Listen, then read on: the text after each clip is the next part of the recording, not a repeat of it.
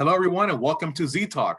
I'm your host, Henry Zaldivar, client executive here at ITsavvy. And today, joining me is also from ITsavvy, our VP of Cybersecurity Strategy. She's here to talk about, obviously, her background very briefly, and also some of the capabilities around cybersecurity that ITsavvy brings to the table that you may or may not know about. So she'll shine some light on that, and hopefully we can extend this conversation to speaking with many of you. So Katie, it's all yours, my friend. Thank you for joining the show.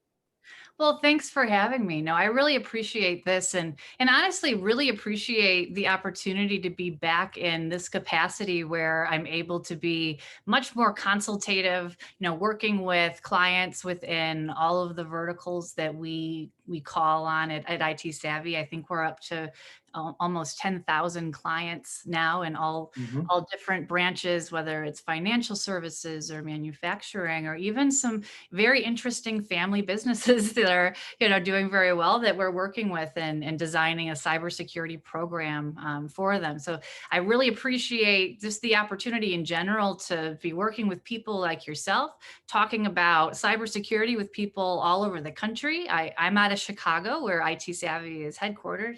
I know that you have a very strong presence in Florida, so I can't wait to come visit you. We're in the middle of COVID. I know this will live in perpetuity, but right as we're recording this, I'm mid-vaccination. So, in a few months, I'll be back out on the road and we'll be back with our clients. But you're welcome to Florida regardless. So.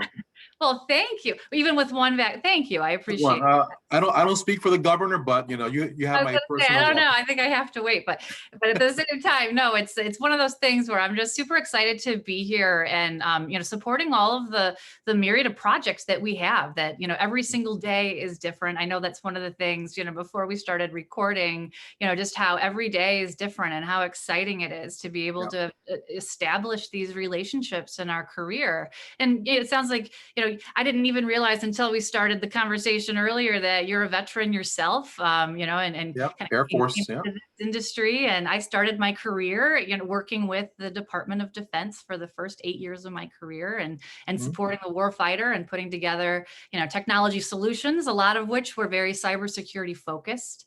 Very early on, before cybersecurity was really something that was part of the vernacular that, even my mother knows what cybersecurity is at this point because it's part of our daily conversation. But back in the olden times, I guess I like to say, when I started in the industry in the early 2000s, it was, supporting the warfighter, which also meant that we were, having to lean in very heavily to, secure video telecom and, how is the White House Communications Office going to ensure that, the president is communicating in a way that, there's a multiple, stack of services and solutions that we brought together when I worked for all of these companies that had different government contracts, and I enjoyed that time immensely. But as once you're in the Department of Defense and very focused, it's a very specialized field. I was really interested in actually going and instead of pulling together from an integrator perspective, I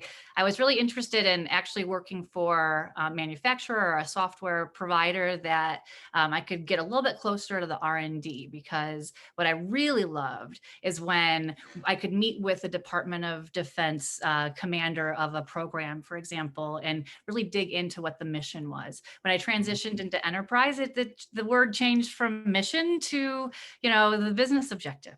Right. And so going in and sitting down with, the CIO or the CISO to say, what are you trying to achieve? What are you trying to achieve for your employees? What are you trying to achieve in the level of trust that your own customers have in you, whether or not they're, a consumer-based company that they're reaching 9 million people, every day, like my banking application. That's, clearly that's one thing, but there's also, every single one of our clients in the enterprise space has a mission that is very specific about how they want to establish that level of trust and support their own customers.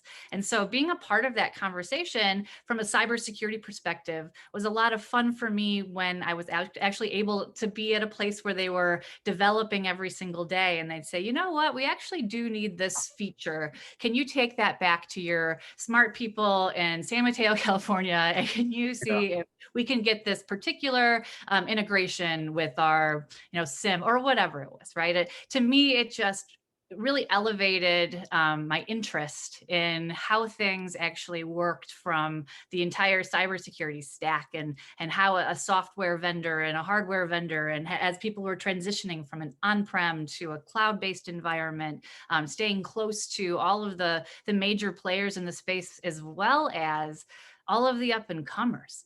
So that to me was, a really big treat too, being able to be a very early employee at an email security company that was bringing DMARC to market for the first time. And I remember it too in the Chicago market, going to I used to be involved in a program that was the CISO of the Year award program. And so I remember, interfacing with that group and, very early on, and at no fault to theirs, DMARC was not a thing yet. It was my job, is to actually educate. And them saying, DMARC, what's this DMARC stuff? I don't know. And then years later, clearly they've all adopted it. It's a standard hygiene, basic email hygiene, thing that people are doing across every single vertical. But being able to be a part of actually bringing something to market, making just a little dent in how I mentioned my mother already, but how my own mother, or my own sister, or my friends are actually receiving emails from someone. Or in my experience working with an IAM company, being able to work with companies and say, well, what is the easiest path for us to ensure that your customers are who they say they are whether they're transacting with and providing their healthcare data, or whether they're, providing their banking information and potentially a social security number? How are we going to bring you something new and different and creative? And how are we going to design something that is actually going to be used by somebody who we'll get through the process and we'll actually engage in this cybersecurity solution that you're rolling out to your customers and your clients. And then I spent a little bit of time in the endpoint space as well, and working with clients where we were working on all of their EDR projects, and also much more involved in making sure that people have their IR retainers, which, by the way, at ITsavvy is one of the things that I keep saying over and over. If we have to make sure all of our clients have this IR retainer in place, so that we can make sure that when there is an incident, that they have a path to be able to remediate. Because I think that, I don't think this is controversial at all anymore either. It's not a matter of, if, it's when you'll be breached. I think I'm probably the millionth person to say that. So. But that's changed over the last even 5 years, right? So at this point, it's a matter of doing the best we can based on their business objective and the budget that they have, to be able to provide them with the most secure environment to achieve those objectives, and then also making sure that we're providing them with a place to call when they have an issue, and help them and get to that mean time to remediation that they need for themselves and their clients. And that's a very important message, because I don't think everybody out there knows ITsavvy as having that cybersecurity background or experience. And I think with you coming on board, I know for me it's meant a lot. Now I've gotten to work with you for only a few more months down the road, but I think our clients don't know that we are involved in cybersecurity. I mean, more than just, hey, I want to buy a firewall, or do you have this email encryption software? Yeah, that we can do any day. But to actually sit down with a client and consult and have a conversation. I love security. I've been around security most of my career. It's exciting to have a person like you on board that can help just kind of bring it together for ITsavvy. See, we have all these different security options out there. I know you have a slide there with do you want me to share that it shows all these gazillion I'll share that vendors, and how do you figure out who, what, when, and where? So having so having the clients can know, hey, we can reach out to ITsavvy.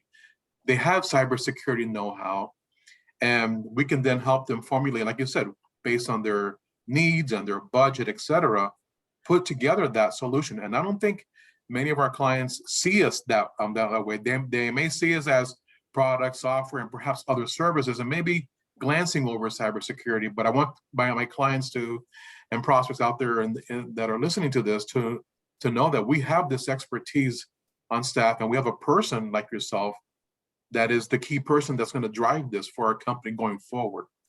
So, and I think it's a great jumping off point too, to talk a little bit more about, and I couldn't share that slide because I didn't have the permissions. I think you have it. If you want to throw it up while we're talking. Let me check. Yeah, hold on. Yeah, it's I think it's just an important level set. There are thousands of companies in the cybersecurity space. Right now, so our clients are, absolutely drowning in all of the information that's coming at them every day. And of course, there are really great research tools, Forrester, SANS, Gartner as a good baseline. But even then, it's really important to have people who are actually in the trenches with you and actually are sitting down. And that's what I love about ITsavvy, is that we have people like you who have been in your even specific market in Florida for 30 years, working with the same companies where you don't just understand. I feel like you're an extension of the team,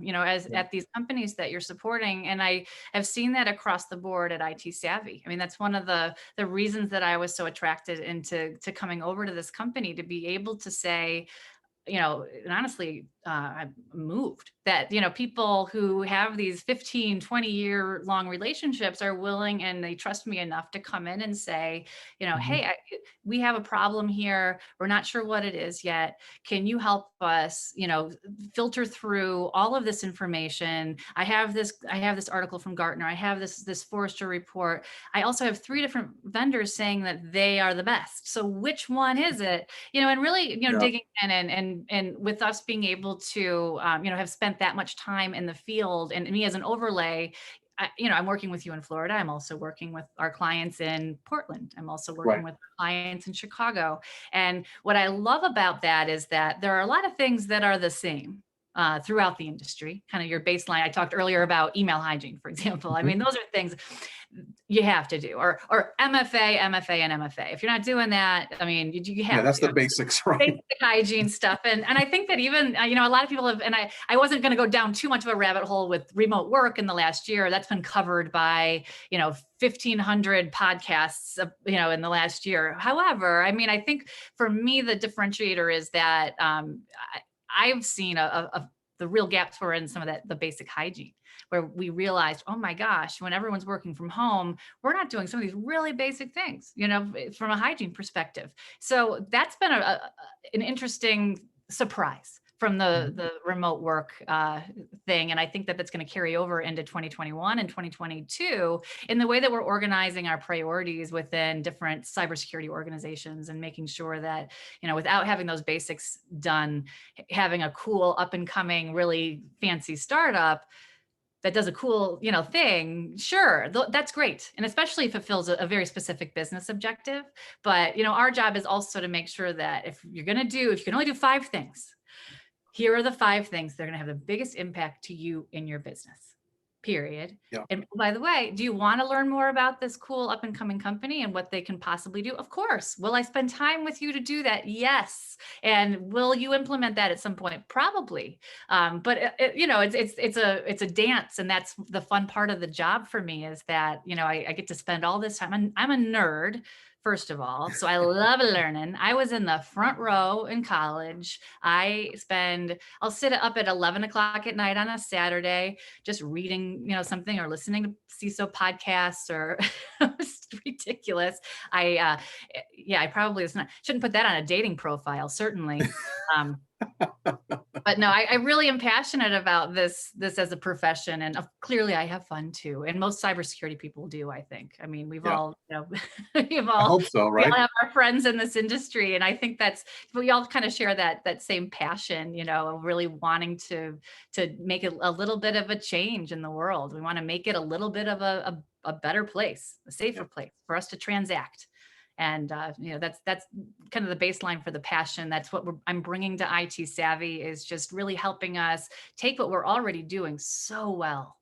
It was just so appealing to me and I'm still, again, honored to be able to have come into this company where we're able to deploy these massive infrastructure deployments and send people on site at scale in both mid-size and large enterprises, even, being able to call in the small businesses that we have as a company. It's just, we have really cornered this market of cybersecurity professionals, IT professionals that actually care about our clients. And I think that in cybersecurity, it has to, you can't do your job well if you don't have that baseline kind of as your personality. Of course. Yeah. And part of the nice things about being an IT savvy is that when you work for one of those vendors, manufacturer, whatever, developer, when you speak with a client, you're talking about that one specific. So you're fighting for that little space. Hey, we're ABC cybersecurity company. We're after your email encryption, for example. But they don't have to.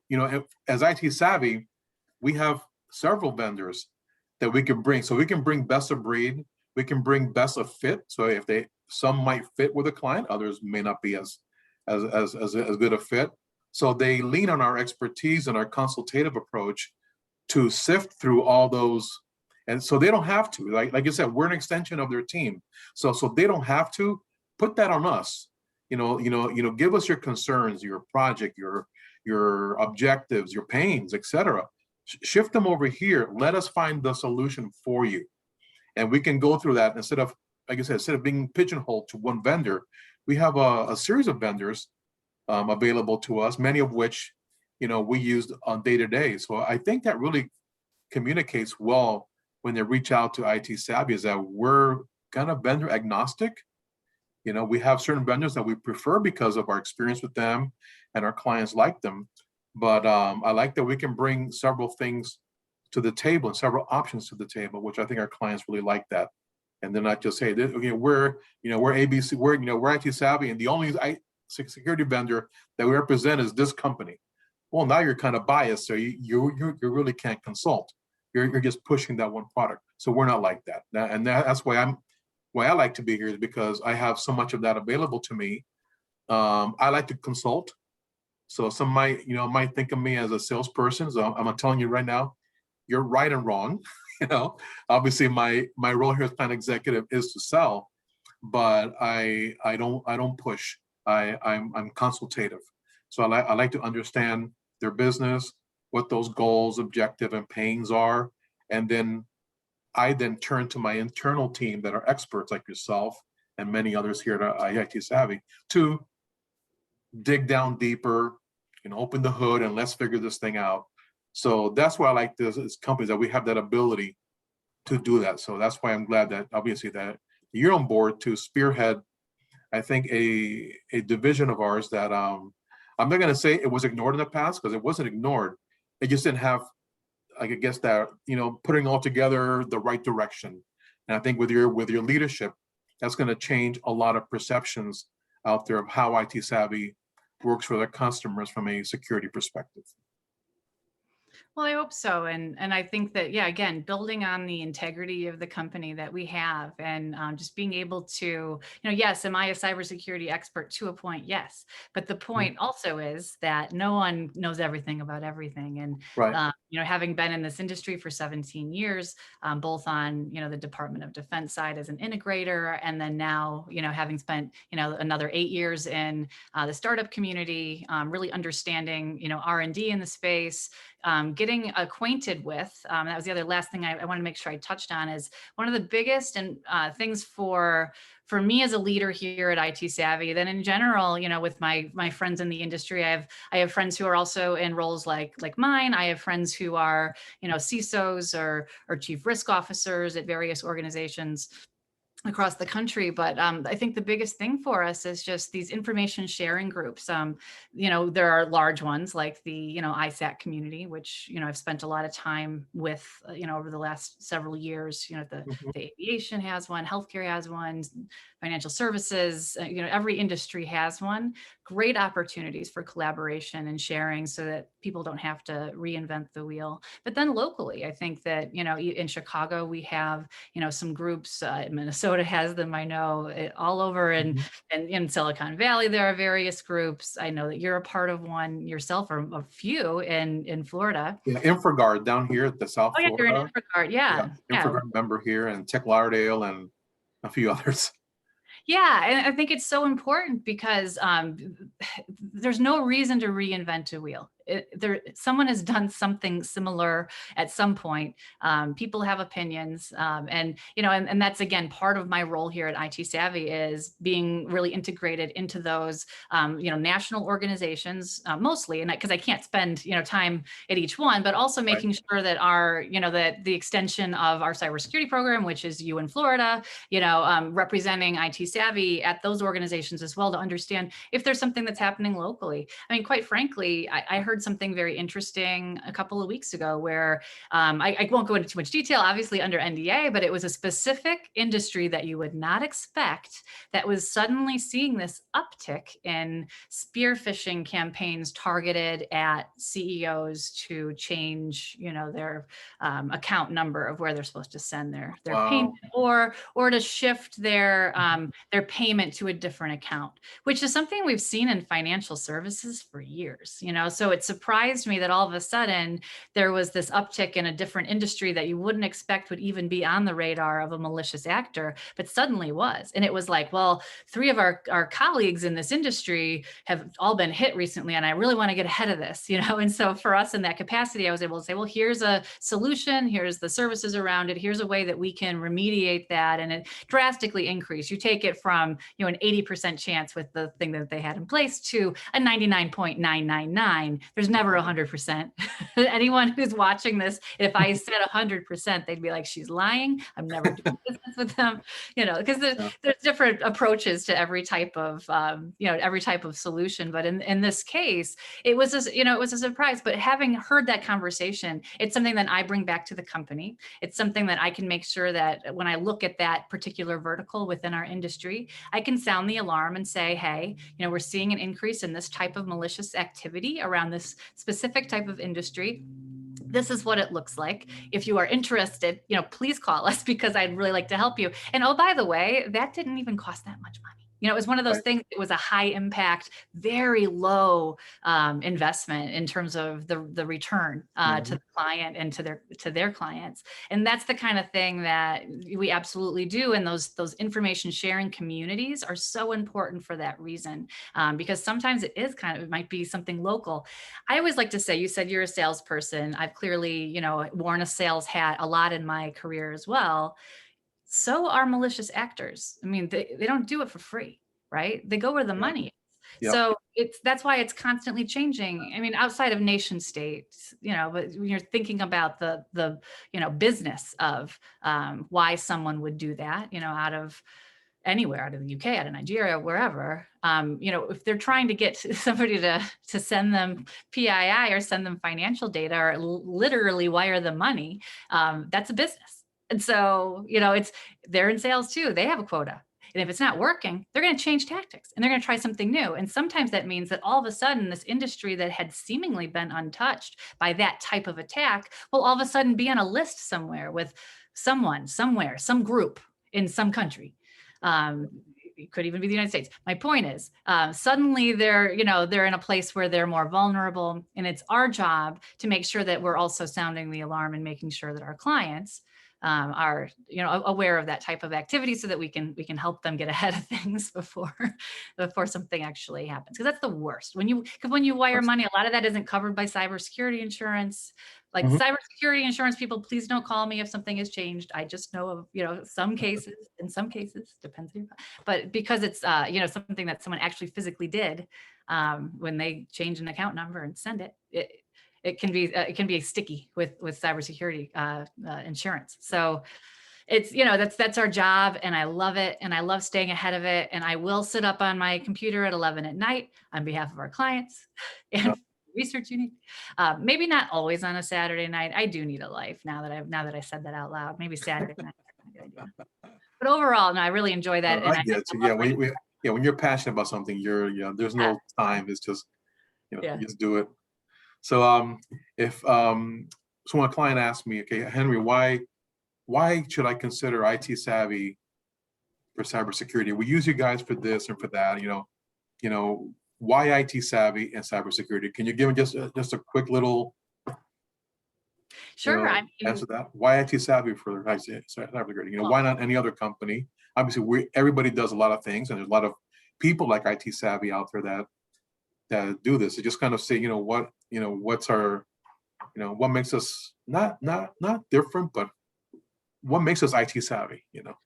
well, I mean, I touched on it a few times, and I always like to call it, and I've called it internally our superpower. I don't know that I've Yeah. ever actually said this externally, so we'll see how this lands. But I really feel that way about, our superpower here is that we already have very established relationships where we have done massive deployments on, network infrastructure, even endpoints, right? We're supporting school systems or university systems or large, global 2000 and Fortune 100 companies with, massive life cycle replacement. Well, there's always a cybersecurity piece of that as well. So our superpower is we already have the relationships in place. We already have the visibility into the business. We already understand the overall mission and objective, business Mhm. objective related to that upgrade. So for example, if somebody's doing a massive infrastructure upgrade in their data center, well, how nice is it that you can also go to a trusted advisor at the same company and schedule the pen test you're going to need once you actually deploy all of those new,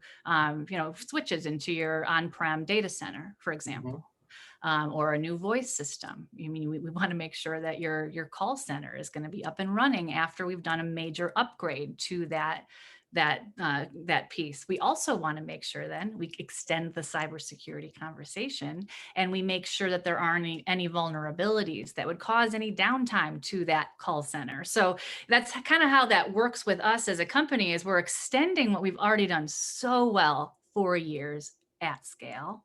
And we're now adding this layer of cybersecurity expertise, which, comes from, both internally and the extensive partnerships that we have within the Mhm. cybersecurity community, all of the major players that you know of, and then some. Like I said, we spend a lot of time making sure that we're aligning with the niche players as well, so that when we walk into an organization, we can say, you know what, it might be 1 in 100, but I'm going to know that this is an example where that 1 in 100 company is a perfect fit, and we'll be able to save that company time and money and remediation costs and a possible breach and all of those things. That's our superpower, because now we can wrap a nice cybersecurity bow around what we were already doing so well for years. I like that word superpower. I I'm gonna think put that I came up with in my it for, description when I put the video up. it's called marketing right now. Get I it? love it. I love it. Well, I truly feel that way when I think about, I mean, my role, my actual title is Vice President Cybersecurity Strategy. So clearly I have to come up with a strategy to do this job. Yeah, and some key Very, words. Yeah. very early on, I spent a lot of time thinking about, well, what is that strategy then? And how does that align to the company objectives, our ability, what we've been able to accomplish to date? Because I would never go into an organization and think I need to reinvent something that's already working so well. I probably wouldn't go to an organization that needed that much heavy lifting because, Yeah. I want to work for organizations that, do the things that we do so well. So on top of being able to do those massive deployments, I touched on it again earlier, there is a culture here of people who care. So that's the difference too. And that's part of the superpower is that, we don't want to just, thank you for your $2 million and here's your laptops. I mean, we don't want to do that. We want to make sure that we're deploying those well at scale. We're putting them in the hands of the people that need them with the right access to each as well, Right. right? So you have maybe in a university, you might have, professors accessing certain things and students accessing something else, making sure that from a cybersecurity perspective, we're working with identity access management, privileged access management programs around whatever type of, other rollout that they're doing from a a more, not commodity based, because there's a lot of thought that goes into a decision to roll out thousands and thousands of laptops, obviously. And side note, I mean, we also have, a lab environment where we can test products as well. So if somebody wants to know for sure if, we can take it apart and figure out if there's a vulnerability in that particular system that we're wanting to roll out to maybe a government agency or something like that. So those are all cybersecurity pieces that are just, in addition to our traditional environment. But having said that, we've been doing cybersecurity work for years. I've just come in to kind of, again, organize it and help us, really achieve that next level of strategy and really take our clients to that, the next level from a cybersecurity perspective. Well, that's awesome. So it's been great. I mean, obviously, I've already known you a couple of times through other meetings that we had internally, but I'm so glad that you're at ITsavvy. I mean, I think not only your experience, but your personality fits what we are about here. And I hope that my clients and those viewing this show eventually will see that, that Katie's just, she's a hard worker. She's a student of the game, as they say, but she's got a personality. Because sometimes IT people, they're kind of accused like being like accountants. We don't have a personality, and I don't think it's true. I'm all about having fun in the trenches. So so I'm hoping that both of us are helping to diffuse that a little bit. But I am very glad and honored to have you here on the show, and I really hope that the viewers can see that, hey, ITsavvy, we do have that superpower, that special sauce that can make the difference for your organization, from a cybersecurity perspective. Obviously, we probably do many things for a lot of these companies, like you said, but there's a lot we can do for you in cybersecurity. So I want to thank you, Katie, for coming on the show today. I hope in the future we have I don't know, once a quarter or something that we'll do like a little refresh, and maybe some new technologies came out or something interesting has come out. You want to make my my network aware. I will be glad to put one of these together again and bring it out to the masses. So thank you. Absolutely. And people can follow me on LinkedIn. I'm on Clubhouse. I occasionally will sit in on some cybersecurity discussions on Clubhouse, Twitter, at Katie Hanahan. Okay. I'll put all your information out, not your phone number, but your, Nope. I never do that, but I always joke about it. But I know I'll let them know how to find you. I post a lot on those things as well. Yeah. And they can find me. So finding me, you'll get to Katie. So degree of separation now. That's a natural extension right there. We're gonna almost touch right here. Thank you again, Katie, and for everybody listening to my Z Talk show. I thank you for joining in. I'm glad that you're all continuing to support me in this endeavor. I've done 45 or 46 of these so far. I've had different technologies and manufacturers on here, but lately I've been wanting to bring more discussions around ITsavvy capabilities, because it just seems like in some markets we're not as well known as others, and in South Florida, ITsavvy may not be like the biggest name, but I'm hopeful that over time we'll make a bigger impact here in the community. So with that said, again, thank you, Katie, and thank you all for watching this episode of Z Talk. And to the next one, be well and be safe. Thank you, Katie. Thank you.